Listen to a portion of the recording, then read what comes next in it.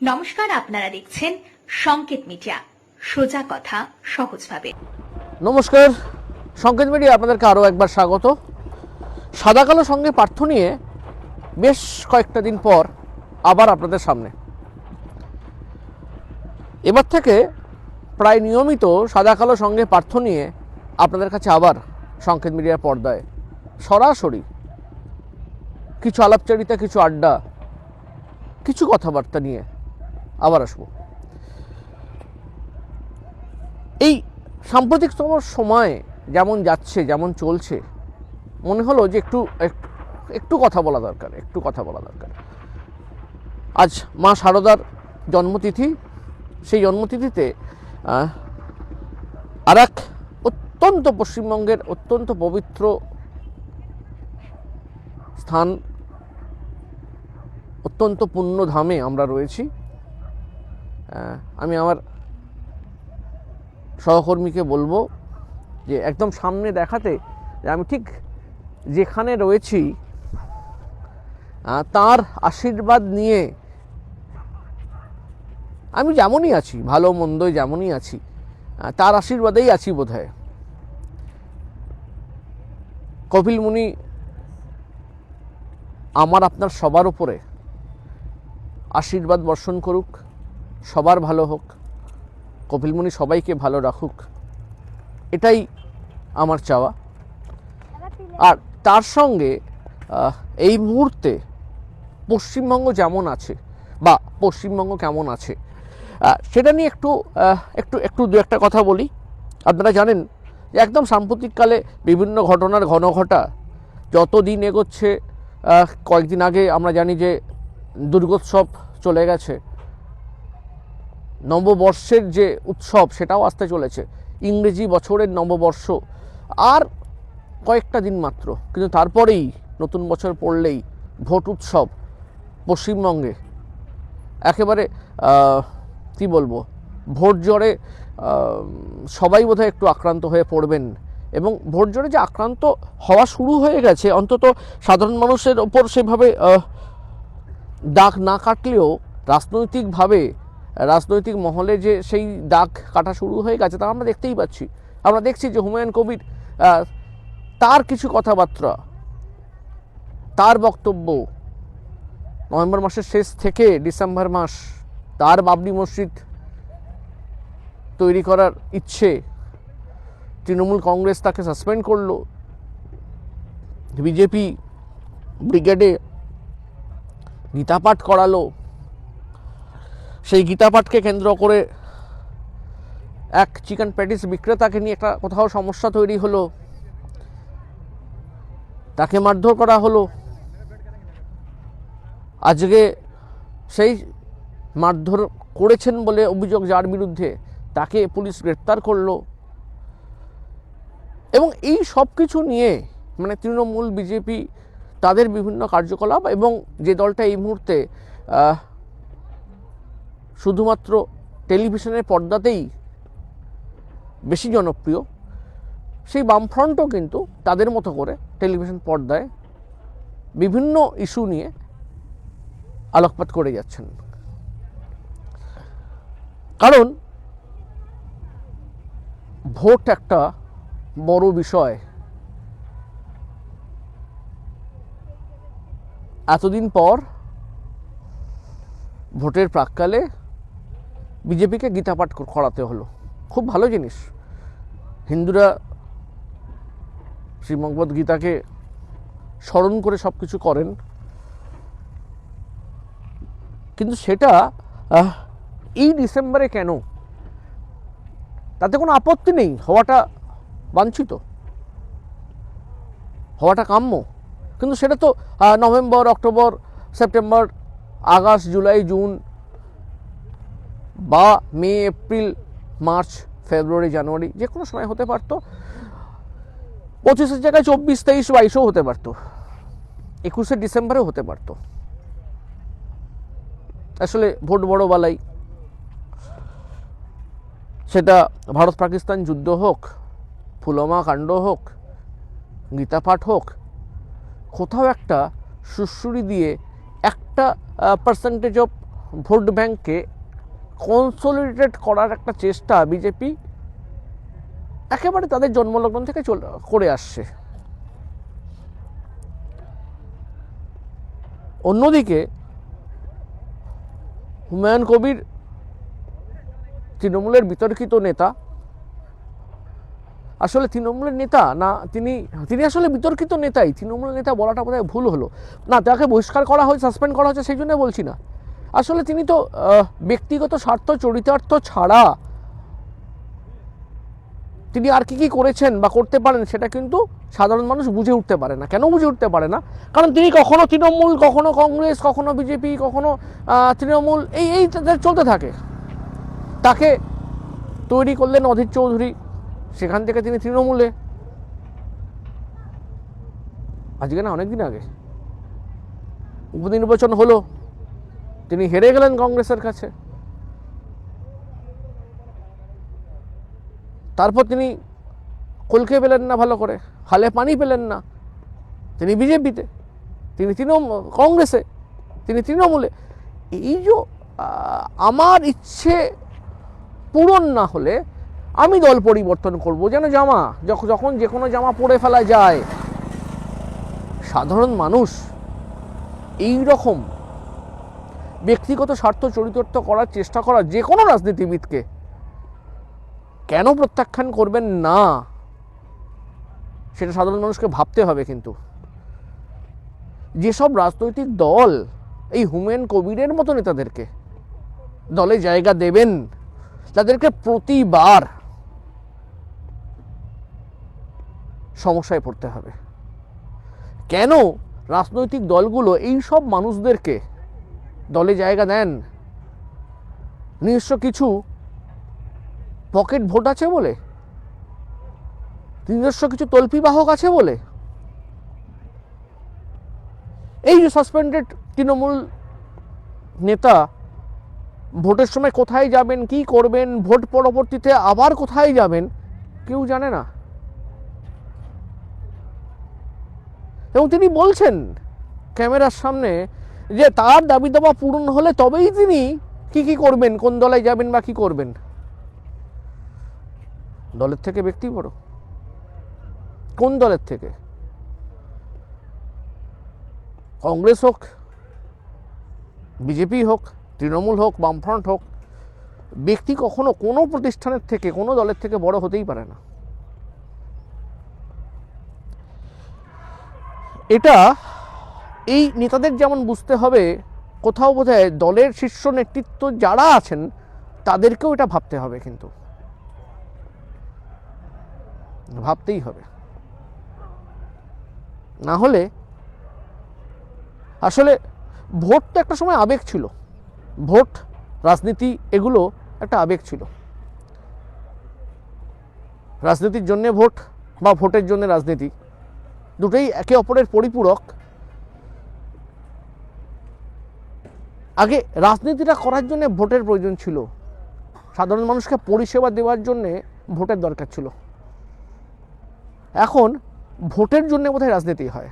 5টা বছর তালেগোলে চালিয়ে দিয়ে ভোটের আগে বিভিন্ন রকম কার্যক্রম, বিভিন্ন রকম পরিকল্পনা, নেতাদের বিভিন্ন রকম বক্তব্য, আস্ফালন, এগুলো আমরা দেখতে পাই।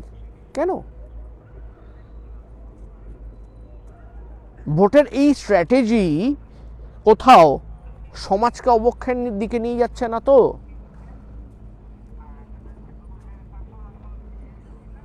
ভাবতে হবে, কিন্তু ভাবতেই হবে।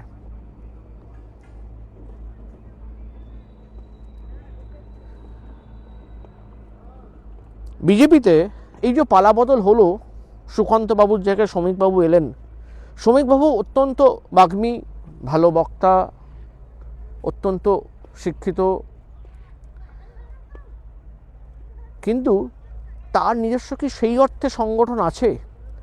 রাজ্য জুড়ে শ্রমিক ভট্টাচার্যের সংগঠন ঠিক কতটা, সেটা কেন্দ্রীয় নেতৃত্ব কি খেয়াল করলেন না? এখনও রাজ্য জুড়ে ছুটে বেড়াচ্ছেন কে? সুকান্ত মজুমদার। ভালো প্রাক্তন বা বিদায়ী সভাপতি, রাজ্য সভাপতি তার হাতের তালুর মতো চেনা থাকবে জেলাটাকে, রাজ্যটাকে, তিনি ছুটবেন, ঠিকই আছে। তো তাকে দিয়েই যদি ভোটটা করাতে হয় তাহলে শ্রমিক ভট্টাচার্য কেন? শুভেন্দু অধিকারীকে, বিরোধী দলনেতা, তাকে যদি ছুটে বেড়াতে হয় তাহলে শ্রমিক ভট্টাচার্য কেন? তাহলে কোথাও ফেস ভ্যালুটা নিয়ে একটা প্রশ্ন উঠবে। তো মানুষের যেমন কনফিউশন হবে যে বিজেপির এই মুহূর্তের নেতৃত্বকে, তেমনি দলের কর্মীদেরও মনোবল বা কর্মীদের ভাবনায় কোথাও একটা দ্বিধাদ্বন্দ্ব তৈরি হবে। কিন্তু সুকান্ত মজুমদার এবং শ্রমিক ভট্টাচার্য, তাদের মধ্যে যে রসায়ন, বা শ্রমিক ভট্টাচার্য এবং সুকান্তবাবুর ঠিক আগের রাজ্য সভাপতি দিলীপ ঘোষের রসায়ন ঠিক কেমন থাকবে, তার উপর কিন্তু অনেক কিছু নির্ভর করবে। কারণ ভোটের যে স্ট্র্যাটেজি, ভোটের যে হিসেব, কতগুলো বিধানসভায় কতটা মার্জিন আছে 2021-এ, 2024-এর লোকসভার হিসাবে, কোন বিধানসভায় কতটা ভোট সুইং করলে কোন দিকে যেতে পারে, বিজেপির যে সিটগুলো পাওয়া, জেতা সিট যতগুলো রয়েছে, বিজেপি হয়তো ক্যালকুলেশন করছে যে আমাদের জেতা সিট কতগুলো আছে এবং সেখানে কতটা বাড়ানো যায়। কিন্তু বিজেপির জেতা সিটের কতগুলো এবারে 26-এ বেরিয়ে যেতে পারে, সেই ক্যালকুলেশনটাও করতে হবে। কিন্তু 70-এর আশেপাশে থাকা একটি রাজনৈতিক দল, তাকে তার ডবলেরও বেশি, মানে প্রায় 150টা, ডবলেরও বেশি আসনে যদি জিততে হয়, তাহলে কোথাও না কোথাও এটা কিন্তু ভাবতেই হবে যে অনেক বেশি সাংগঠনিক শক্তি দেখাতে হবে, না হলে কিন্তু সমূহ বিপদ। 70 +-70, কারণ +-70 এই জন্য বলছি না, 21-এ জিতেছিলেন যতগুলো আসনে, সেখান থেকে অনেক বিধায়ক তৃণমূল থেকে, বিজেপি থেকে তৃণমূলে চলে গেছেন। অতএব আমি একটা অ্যাভারেজে 70 ধরছি, এবং সেখান থেকে 150 করতে গেলে, মানে ডাবল বা তারও বেশি করতে গেলে, সংগঠনকে অনেক মজবুত করতে হবে। না হলে বলা যায় না, 70-এর জায়গায় 50-ও হয়ে যেতে পারে, বা আরও কমে যেতে পারে। হ্যাঁ, নিশ্চয়ই বিজেপি দুটো জিনিস ভাবছে নিশ্চয়ই, যে কী করে হিন্দু ভোটকে কনসলিডেট করায়, করতে পারলে একটা বেনিফিট আসতে পারে। যেসব হিন্দু অধ্যুষিত অঞ্চলে ভোট ব্যাংক, ভোটের মার্জিন, তৃণমূল হয়তো কম ভোটে জিতেছে, 10,000-এর নিচে জিতেছে যেসব বিধানসভায়, সেইগুলো যদি কিছু ভোট সুইং করাতে পারে, সেটাতে কোথাও না কোথাও বিজেপি কিন্তু আখেরে একটা সুবিধা পেতে পারে। কিন্তু মাথায় রাখতে হবে যে হিন্দু ভোটকে কনসলিডেট করতে পারাটা যতটাই ইম্পর্টেন্ট কিন্তু দলের সংগঠনটাকে শক্তিশালী করা। কারণ ভোট করানোটাও কিন্তু একটা প্রক্রিয়া। ভোট পেতে গেলে, ভোট করানোর জন্যে যে সাংগঠনিক শক্তি বা যে সংগঠন থাকা দরকার বিজেপির, সেটা কি সেই সব বিধানসভায় আছে, এটা কিন্তু মাথায় রাখতে হবে। আর হিন্দু ভোটকে কতটা সহজে কি কনসলিডেট করা যাবে, নিশ্চয়ই এটা নিয়ে আমি আর একদিন সাদা কালো সঙ্গী পার্থ হয়ে আমার মতো করে বিশ্লেষণ করব, যে মুসলিম ভোটকে যত সহজেই কনসলিডেট করা যায়, হিন্দু ভোট বলতে ঠিক কী বোঝায়, সেটা কিন্তু একটা প্রক্রিয়া, সেটাও একটা ভাবার বিষয়। আমার খুব সন্দেহ আছে হিন্দু ভোট বলে কিছু আদৌ হয় কিনা। মুসলিম ভোট হয় হয়তো, কিন্তু হিন্দু ভোট কি আদৌ হয়? কেন বললাম? চোখ রাখুন, অন্য সাদা কালো সঙ্গে পার্থ হয়ে অন্য দিন অন্য আসরে এ আলোচনা করব। কিন্তু প্যারালালি মুসলিম ভোট, বিজেপি যদি ভেবে থাকে যে মুসলিম ভোটকে ভাগ করা যাবে বা ভাগ করা দরকার, তাহলে হয়তো বিজেপির এই ভাবনাতে কোথাও সারবত্তা বোধহয় একটু হলেও আছে। কারণ মুসলিম অধ্যুষিত অঞ্চলগুলোতে মুসলিম ভোট তারা কিন্তু সাধারণত এখন অবধি তৃণমূলেই রয়েছে। পকেট কোনো কোনো জায়গায় সেই ভোটের একটা অংশ হয়তো কংগ্রেস পায় এখনও, মালদা বা মুর্শিদাবাদে। কিন্তু মালদা মুর্শিদাবাদকে বাদ দিলে এই টোটাল ভোটটা তৃণমূলের কাছেই আসে। ফলে যেসব জায়গায় মুসলিম অধ্যুষিত অঞ্চল তৃণমূল জিতেছে এবং কম ভোটে জিতেছে, মার্জিনটা কম, 10,000 বা তার নিচে মার্জিন আছে, সেই সব জায়গায় যদি মিম বা আইএসএফ তারা কিছু ভোট কেটে নিতে পারে, তাহলে কোথাও বোধহয় আখেরে বিজেপির মতো দল সিট পেয়ে যেতে পারে। তৃণমূল কি ভাবছে না? নিশ্চয়ই ভাবছে। কিন্তু তৃণমূল কত ভালো করে ভাবছে, তৃণমূল কত ভালো করে সেটা নিয়ে কাজ করছে মাঠে নেমে, সেটা কিন্তু একটা বড় বিষয়। বিজেপি 70-75 থেকে 50-এর নিচে নেমে যেতে পারে, সেটা হওয়ার সম্ভাবনা যেমন সাংঘাতিকভাবে রয়েছে, তেমনি একই সঙ্গে আমি দায়িত্ব নিয়ে বলছি যে তৃণমূল তারা যেখানে ভাবছে হয়তো 230 বা তার কাছাকাছি সিট পেয়ে যেতে পারি, তারা কিন্তু এক ঝটকায় 170-80তেও নেমে আসতে পারে। এক তো প্রতিষ্ঠান বিরোধী একটা ভোট নিশ্চয়ই রয়েছে, তার সঙ্গে সঙ্গে সাম্প্রতিককালে একের পর এক বিভিন্ন রকমের অঘটন, বিভিন্ন রকমের বিতর্ক, যতই তৃণমূল মমতা বন্দ্যোপাধ্যায় বা অভিষেক বন্দ্যোপাধ্যায়ের নেতৃত্বে রাজ্যের জন্য, রাজ্যের মানুষের জন্য কিছু না কিছু কাজ করুক, আজকেও পথশ্রী ছিল, গোটা পশ্চিমবঙ্গ জুড়ে পথশ্রী 4 পালন হয়েছে, 20,000 কিলোমিটারেরও বেশি রাস্তার কাজ হওয়ার প্রক্রিয়া শুরু হয়েছে আজ থেকে। পথশ্রীর সঙ্গে লক্ষ্মীশ্রী, স্বাস্থ্যশ্রী, যুবশ্রী, এরকম কত কিছু শ্রী থাকলেও তৃণমূলেরই কিছু নেতা বা কর্মীর জন্যে পশ্চিমবঙ্গের বুকে তৃণমূলের মাঝে মাঝেই একটা হতশ্রী চেহারাও যে বেরিয়ে পড়ে, এটা বলার কোথাও সন্দেহের অবকাশ নেই।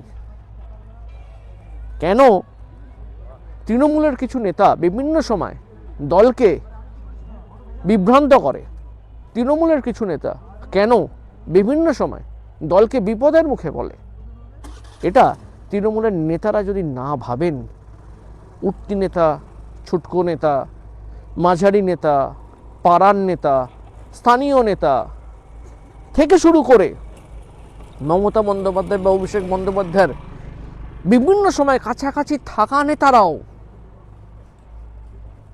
দলকে কি বিপদে ফেলেননি? পার্থ চট্টোপাধ্যায় থেকে, শোভন চট্টোপাধ্যায় থেকে, কুণাল ঘোষ থেকে, জীবন কৃষ্ণ সাহা থেকে,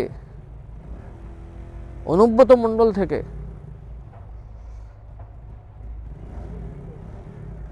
উত্তর থেকে দক্ষিণ গোটা বাংলা জুড়ে বিভিন্ন সময়ে বিভিন্ন ক্ষেত্রে তৃণমূলকে অত্যন্ত বিভ্রান্তিকর বিভিন্ন সমস্যার মধ্যে তৃণমূলের বিভিন্ন নেতারাই ফেলে দিয়েছেন। মমতা বন্দ্যোপাধ্যায়, অভিষেক বন্দ্যোপাধ্যায়ের ছাতার তলায় থেকে এই নেতারা নিজেদের আখের গোছানো, নিজেদের আলটপকা মন্তব্য, নিজেদের ব্যক্তিগত স্বার্থ চরিতার্থ করা, মানে সেটা হুমায়ুন কবির দল থেকে সাসপেন্ড হয়েছেন সম্প্রতি, জানা নেই কবে আবার হুমায়ুন কবির দলে আবার ফিরে আসবেন। এর আগেও দলে ছিলেন, মন্ত্রী হবার জন্য দলে এসেছিলেন কংগ্রেস থেকে, হেরে গেছিলেন, মন্ত্রিত্ব গেছিল, দল ত্যাগ করে অন্য দলে গেছিলেন, সেখানেও কোনো বেনিফিট পাননি, আবার ফিরে এসছেন, এবার সাসপেন্ড হয়েছেন, আবার দলে আসবেন কিনা কেউ জানে না। হুমায়ুন কবির একা কেন?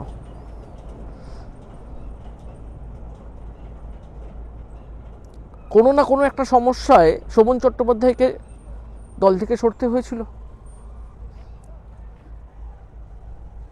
কোনো না কোনো একটি ব্যক্তিগত কারণ বা কোনো কারণে মমতা বন্দ্যোপাধ্যায় শোভনবাবুকে বলেছিলেন যে তুই সামলাতে না পারলে তুই ছেড়ে দে। সেইখান থেকে শোভনবাবু মমতা বন্দ্যোপাধ্যায়ের ওপর, তার আদরের দিদির ওপর ক্ষুব্ধ হয়ে রাজনৈতিক অবসর নেননি, তিনি অন্য দলে চলে গেলেন। তিনি তৃণমূল কংগ্রেসের বিরুদ্ধে কথা বলা শুরু করলেন। 8 বছর পর, অনেক গঙ্গা দিয়ে জল বয়ে যাওয়ার পর তিনি আবার দলে ফিরলেন।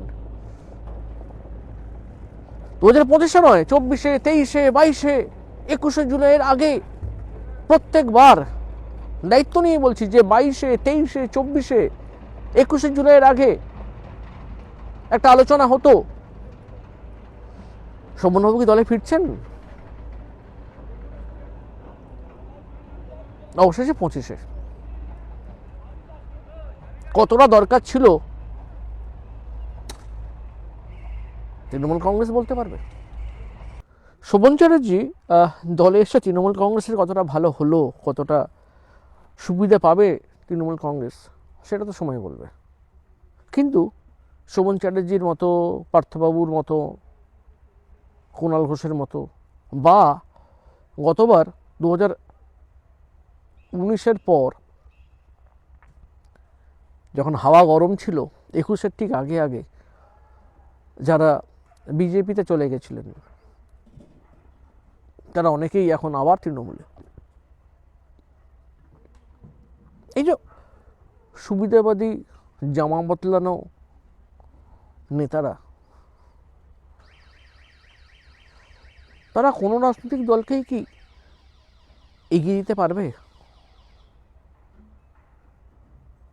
পারা সম্ভব? সাধারণ মানুষ কি এই নেতাদেরকে পছন্দ করবেন? তাদের প্রতি আস্থা দেখাবেন? কেন দেখাবেন?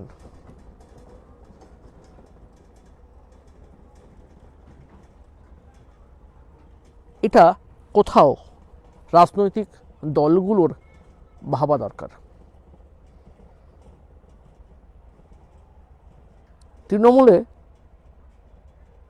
এই সমস্যাটা যদি না কমে, তাহলে আজকে নিশ্চয়ই তৃণমূল কংগ্রেস খুব ভালো জায়গায় আছে, কিন্তু তাসের ঘরের মতো ভেঙে পড়তে সময় লাগবে না। কিন্তু তাসের ঘরের মতো ভেঙে পড়তে সময় লাগবে না, এটা মাথায় রাখতে হবে। আর এখন জেলাগুলোর যা অবস্থা, তৃণমূল কংগ্রেসের বিভিন্ন নেতৃত্ব, জেলায় যারা যেসব নেতৃত্বরা আছেন, তারা কি যে করেন বোঝা খুব মুশকিল। প্রত্যেকটা জেলায় একাধিক লবি,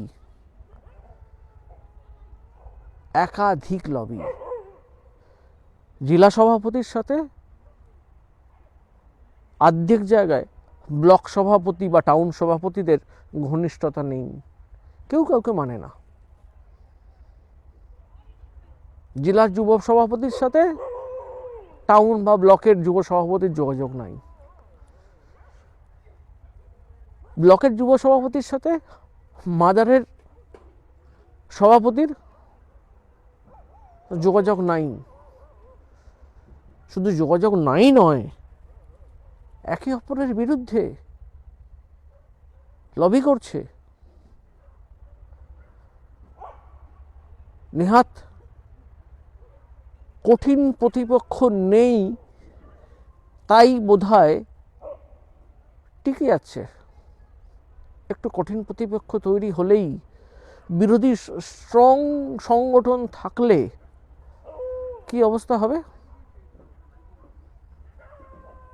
লোকসভা হোক আর বিধানসভা হোক, তৃণমূলের অন্দরমহলে যা দলাদলি, খুব সমস্যা। এভাবে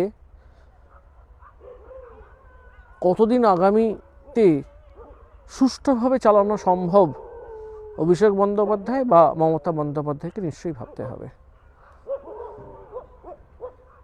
যদি সেটা না ভাবতে পারেন, অচিরে বিপদ ঘনিয়ে আসছে। আমাদের মতো মিডিয়ার লোকেদের কাছে তৃণমূল কংগ্রেসের যেসব নেতৃত্বরা রয়েছেন, যাদের সঙ্গে আমাদের মতো বিভিন্ন মিডিয়ার বিভিন্ন নেতৃত্বের সাথে যোগাযোগ থাকে, এবং আমরা দেখি এই দলের বিভিন্ন নেতা অন্য নেতাদের বিরুদ্ধে বিষোদ্গার করছে, একে অপরকে সরানোর চেষ্টা করছে, কেটে দেওয়ার চেষ্টা করছে, একে অপরকে ফাঁসিয়ে দেওয়ার চেষ্টা করছে, একে অপরকে বিপদে ফেলার চেষ্টা করছে।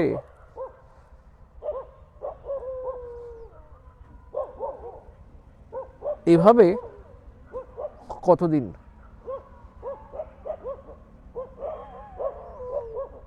আরো অনেক